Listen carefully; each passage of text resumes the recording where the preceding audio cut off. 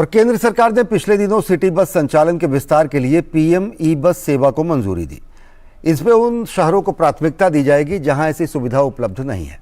इस योजना पर तकरीबन 57,000 करोड़ रुपए खर्च किए जाएंगे।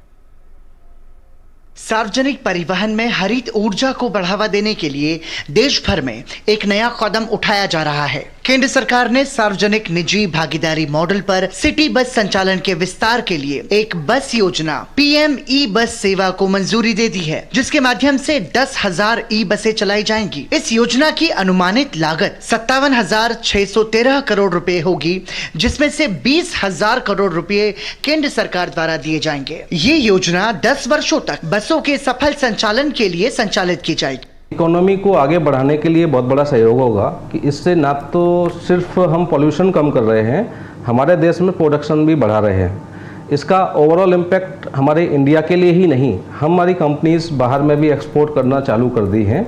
और जब ऐसे इनिशिएटिव सरकार के होंगे तो प्रोडक्शन की कॉस्ट घटेगी और बाहर में हमारे प्रोडक्शन की डिमांड बढ़ेगी। इस योजना के तहत सिटी बस संचालन में लगभग 10,000 बसें चलाई जाएंगी, जिसमें करीब 45 से 55,000 प्रत्यक्ष रोजगार पैदा होंगे। इससे सबसे बड़ा है कि हमें क्रूड ऑयल पर डिपेंडेंसी कम होगी, जिससे हमारे डॉलर्स कम से कम बाहर जाएंगे।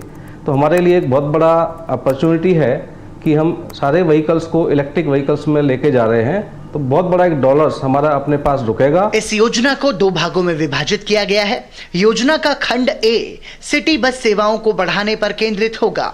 इससे 169 शहरों को फायदा मिलेगा।